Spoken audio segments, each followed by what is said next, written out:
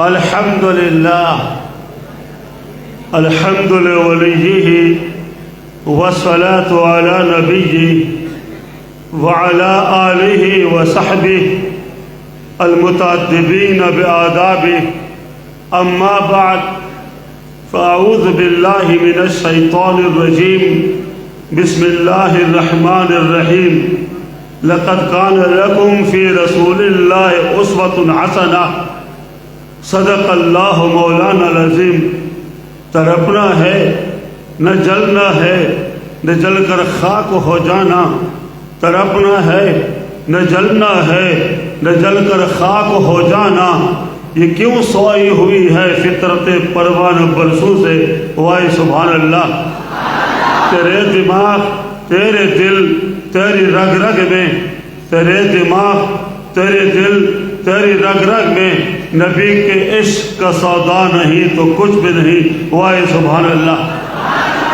زعماء ذی وقار قائدین محترم حضرت اور بالخصوص حضرت مولانا قاری کرام الحق صاحب جو میرے کاروان ہیں، اور یہاں علماء اور محدثین اور مشائخ اور سرپرستان اور جملہ سامعین ذی وقار و شمع رسالت کے دیوانوں مستانوں پروانوں اور عشاء کے ختم نبوت، آج یہ منظر دیکھا،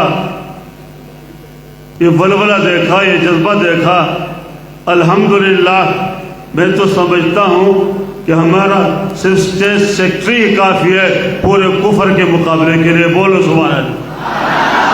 خدا کرے سب کو بولنا بھی آ جائے، جرت بھی آ جائے، ولولہ بھی آ جائے کہ ہم ختم نبوت کا جو جھنڈا پاکستان میں لہرا رہے ہیں انشاءاللہ یہ اسرائیل پر بھی لہرائے گا.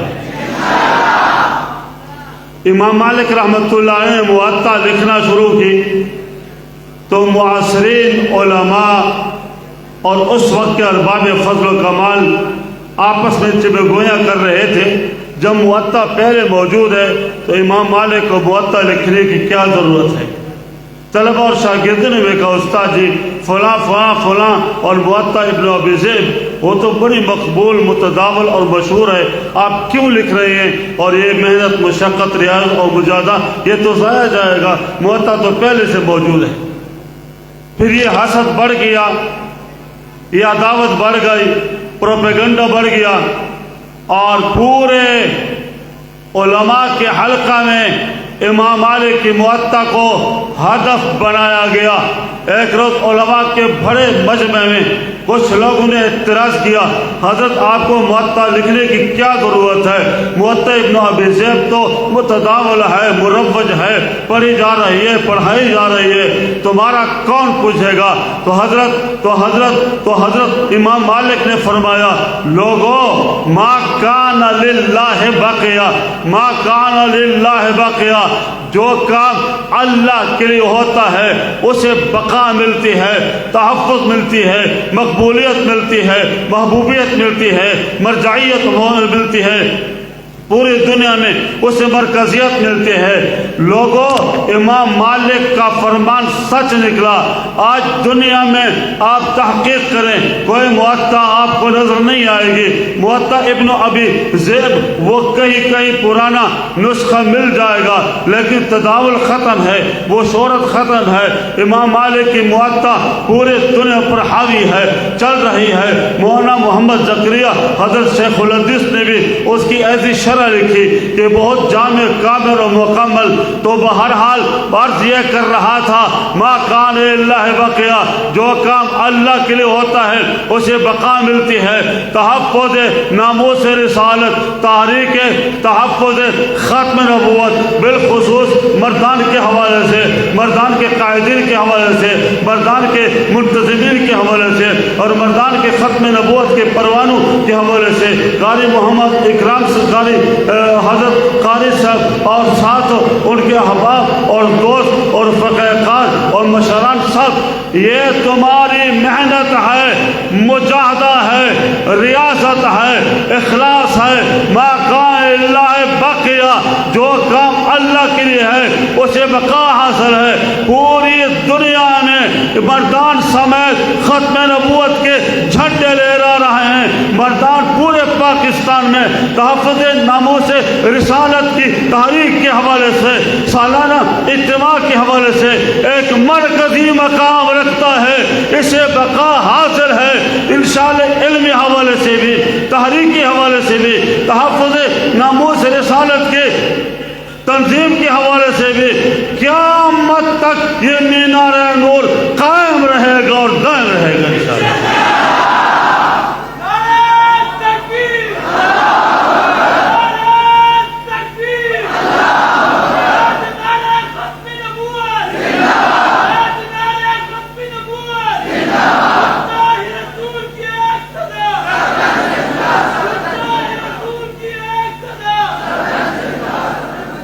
حضرت مولانا قاری کرام اللہ صاحب ابو جب میں کان میں ایک بات کر رہے تھے تو میں سمجھ گیا اور مجھے ایک واقعہ اب یاد آ گیا۔ اس کے حوالے سے حضرت علامہ انور شاہ کشمیری نے قادیانوں کی گستاخانہ تحریک، جارحانہ تحریک اور ظلم و تشدد کے مراحل دیکھے، مناظر دیکھے۔ لاہور میں پورے بر صغیر کے علماء کو جمع کیا، جمع کرنے کے بعد وہ 500 کی تعداد میں تھے۔ حضرت انور شاہ کشمیری نے سب سے کہا ایک تنظیم کی ضرورت ہے، نظم کی ضرورت ہے، اتفاق کی ضرورت ہے، اتحاد کی ضرورت ہے، نبوت اور ختم نبوت کے جھنڈے کی ضرورت ہے۔ بات آگے بڑھی۔ اس دوران حضرت انور شاہ کشمیری بڑے جذبے میں تھے، ورنے میں تھے، جوش جنون تھا، عشق و محبت تھی۔ سامنے دیکھا امیر شریعت سید عطا اللہ شاہ بخاری تشریف لا رہے ہیں۔ شاہ صاحب نے فرمایا، انور شاہ کشمیری نے فرمایا حضرت قریب آئیے، حضرت قریب آئیے، حضرت قریب آئیے۔ اپنے ساتھ سٹیج پر بٹھایا اور پھر فرمایا میں عرض کر رہا تھا آج تحفظ ناموس رسالت کے لیے قیادت کی ضرورت ہے، امامت کی ضرورت ہے، سیادت کی ضرورت ہے اور ایک مرکزی رہنما کی ضرورت ہے۔ الحمدللہ امیر شریعت سید عطا اللہ شاہ بخاری تشریف لے آئے ہیں۔ خاتمہ نبوت کے تحفظ اور اس تحریک کی تکمیل اور فروغ کے لیے عطا اللہ شاہ بخاری کو میں سامنے بٹھا کے دو زانوں بیٹھے، عطا اللہ شاہ بخاری کے ہاتھ میں ہاتھ دیا، فرمایا تحفظ ناموس رسالت کے لیے انور شاہ کشمیری عطا اللہ شاہ بخاری کے ہاتھ پہ بیعت کر کے ان کی امارت کا اعلان کر رہا ہے۔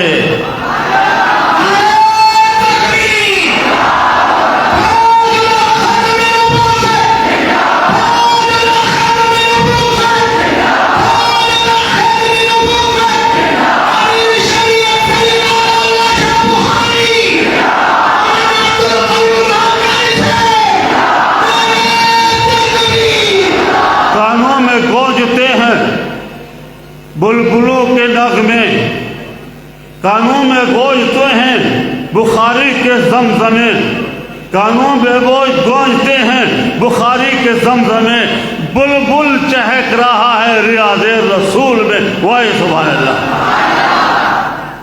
عطا اللہ شاہ بخاری نے ہاتھ بڑھایا، رو پڑے، چیخیں نکل گئی، میں گناہگار کہاں، اور بخاری وقت انور شاہ کشمیری کی بیعت کہا۔ یہ کیا تماشا ہو رہا ہے؟ اور حضرت نے فرمایا میرا حکم ہے، میں تمہارے ہاتھ پہ بیعت کر رہا ہوں۔ عطا اللہ شاہ بخاری آ کے بڑھے اور روتے ہوئے کہا لوگوں، علماء کرام بظاہر تو انور شاہ کشمیری مجھے امیر بنا کر میرے ہاتھ پہ بیعت کر رہے ہیں، لیکن میں سمجھتا ہوں یہ تکوینی امر ہے۔ انور شاہ کشمیری مجھے میرے ہاتھ کو اپنے ہاتھوں میں قبول کر کے مجھے ختم نبوت کے لیے بھی، تحریک کے غلبہ کے لیے بھی اور جہاد کے لیے بھی اور ختم نبوت کا پرچم پورے دنیا میں لہرانے کے لیے بھی، ختم نبوت اور خاتم النبیین کی خدمت کے لیے قبول کر رہے ہیں۔ اور مردان کے لوگوں، خدا گواہ ہے، جب سے یہاں 10-12 سال سے یہ اعتماد کا سلسلہ شروع ہوا تو آج تم بھی مبارک، آنے والے بھی مبارک، تمہاری قیادت بھی مبارک، سیادت بھی مبارک، طلباء بھی مبارک، معاونین بھی مبارک اور مخلصین بھی مبارک، حاضرین بھی مبارک، لوگ مردان کی قیادت کے ساتھ جو چلنے کی سعادت مل رہی ہے، لوگوں گویا اللہ پاک نے تمہیں بھی عطا اللہ شاہ بخاری کی طرح پیارے پیغمبر کی غلامی کے لیے قبول کر لیا ہے۔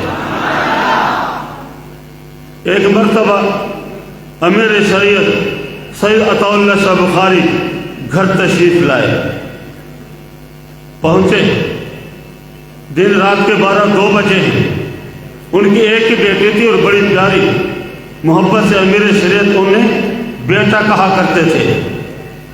بیٹی نے دروازہ کھولا، ہاتھ پکڑا تو لرز رہی ہے، کانپ رہی ہے، آنکھوں سے آنسو بہ رہے ہیں، بے چین بے قرار، منہ پھیر لیا کہ ابا جی کی نظر نہ پڑ جائے۔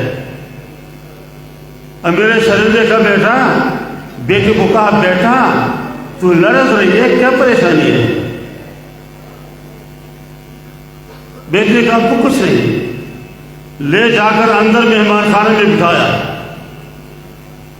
اور پھر چائے بنائی، چائے پلائی، پیچھے چھپ کے بیٹی آڑ میں کہ میری آنکھوں کے میرے آنسوں اور میرے چہرے کی رنگت دے کے ابا جی کو دکھ نہ ہو۔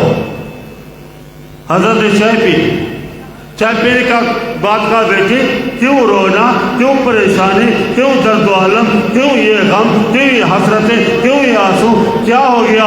بیٹی نے کہا ابو کچھ نہیں ہوا۔ کہا نہیں کچھ تو ہوگا، کہا کچھ تو ہوگا۔ کہا بیٹا فرمائیے۔ بیٹی نے عرض کیا حضرت ساری عمر آپ نے ختم نبوت کے لیے اور پرچم نبوت کے لیے، فروغ علوم نبوت کے لیے وقف کر دی، آج بھی 13 دن کے بعد گھر لوٹے ہو، یہ عمر ہے آپ کی، بڑھاپا ہے، کمر ٹیڑھی ہو گئی، ہاتھ میں عصا ہے، لرز رہے ہو، کانپ رہے ہو، چل نہیں سکتے، بس ایک ہی دھن ہے ختم نبوت زندہ باد، ختم نبوت زندہ باد۔ ہم بھی آپ کی اولاد ہیں، 4 بیٹے بھی آپ کی اولاد ہیں، یہ بیٹی بھی آپ کی اولاد ہے، اماں جی بھی تمہاری اہلیہ ہے، کیا ہمارا حق نہیں بنتا؟ ساری دنیا کو پڑھاتے ہو، ہمیں پڑھاؤ۔ اب یہ خدمت کا وقت ہے، آرام کا وقت ہے، قرار کا وقت ہے، صحت کا وقت ہے، ذکر کا وقت ہے، مراقبے کا وقت ہے، سجدوں کا وقت ہے۔ تم پوری دنیا میں ڈنڈا لے کے ختم نبوت اور جھنڈا لے کے اسے لہرا رہے ہو، ہمارا حق نہیں بنتا؟ بیٹی کے منہ سے چیخیں نکل گئی، رونے لگی۔ امیر شریعت سنبھل گئے، فرمایا بیٹی کیا کہہ رہی ہو؟ مجھے بستر کو سلا کے ایڑیاں رگڑوا کے مرانا چاہتی ہو؟ تیری رائے یہ رہے کہ میں بستر پہ لیٹ کے ایڑیاں رگڑتے گھر میں مر جاؤں؟ اللہ کی قسم واللہ العظیم میری تمنا ہے عمر کے اس مرحلے میں میدان کارزار ہو، کفر سے مقابلہ ہو، مرتدین سے مقابلہ ہو، منکرین نبوت سے مقابلہ ہو، دست و گریبان ہو، ان کا گریبان ہو اور میرا ہاتھ ہو، اس میں مجھے شہادت آ جائے اور میری زبان پہ ہو لا نبی بعد محمد، لا رسول بعد محمد، لا امت بعد امت محمد۔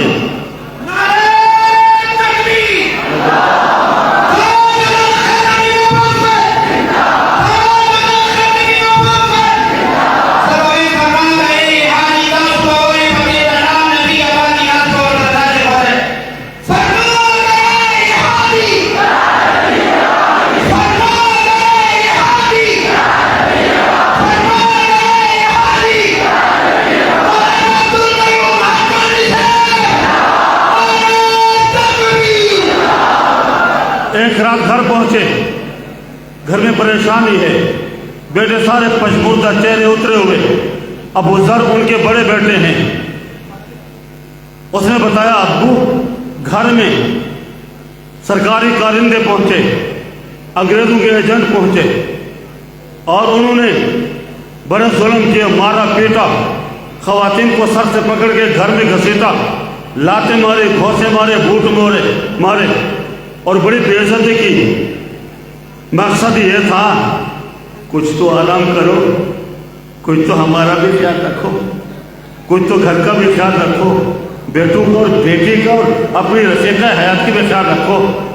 عطا اللہ شاہ بخار نے سب کی فریاد سنی، سب کی آرا سنے، اور پھر آرام سے بڑے سکون سے فرمایا بیٹو بیٹی اور گھر کی خواتین، اگر تمہیں یہ سرکاری کارندے جس طرح پھلانگ کر دیواریں اندر گھسے، دیواریں توڑ کر آتے اور تمہارے پاؤں توڑ دیتے، ہاتھ توڑ دیتے، چمڑے ادھیڑ دیتے اور تمہیں سڑکوں پر گھسیٹتے، جسم کے ٹکڑے کر دیتے، ختم نبوت کے لیے یہ سودا میرے لیے مہنگا نہیں، سستا ہے۔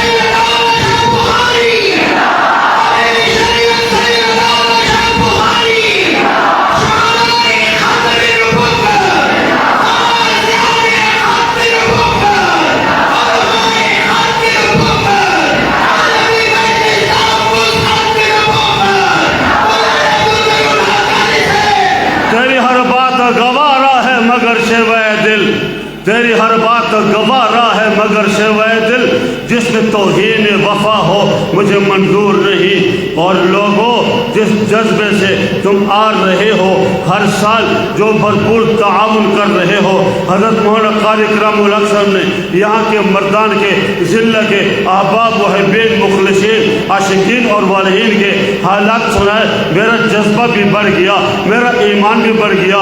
میں آج تمہارے حریت کے جذبے پر اور جہاد کے جذبے پر، ختم نبوت اور خاتم النبوین صلی اللہ علیہ وسلم سے عشق و محبت کے بلبلوں پر یہ دعوے سے کہہ سکتا ہوں، لوگوں اگر اس طرح آگے بڑھتے رہے، ہمت اور اتفاق و اتحاد سے جڑے رہے، نبی کا پرچم ختم نبوت تھامے کفر کو للکارتے رہے، تو لوگوں حالات بتا رہے ہیں، استقامت آتی ہے تو پہاڑ بھی راستہ دیتے ہیں، استقامت آتی ہے سمندر بھی راستہ دیتا ہے، استقامت آتی ہے طوفانوں کے رخ بدل جاتے ہیں، طوفانوں کے رخ بدل رہے ہیں کل کے اور آج کے عالمی فیصلوں کے مطابق۔ میں آج کہہ سکتا ہوں ڈنکے کے چوٹ اور علل اعلان ببانگ دول جو ختم نبوت کا جھنڈا یہاں لا رہا ہے، انشاءاللہ یہ جھنڈا آگے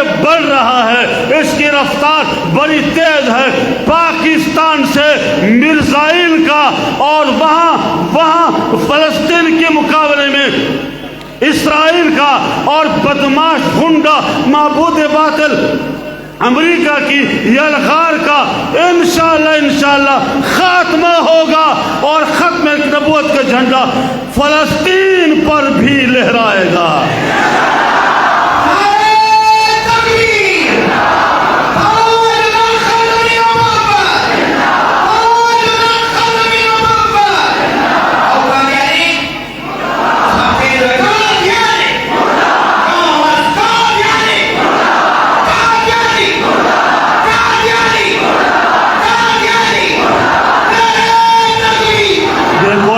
بے جوز ثمر کس کو ملا ہے، بے غوطنی گنج گوہر کس کو ملا ہے، بے جور کشی تاج ظفر کس کو ملا ہے، جو رتبہ بالا کے سزاوار ہوئے ہیں وہ پہلے مصیبت کے طلبگار ہوئے ہیں۔ وآخر دعوانا ان الحمدللہ رب العالمین۔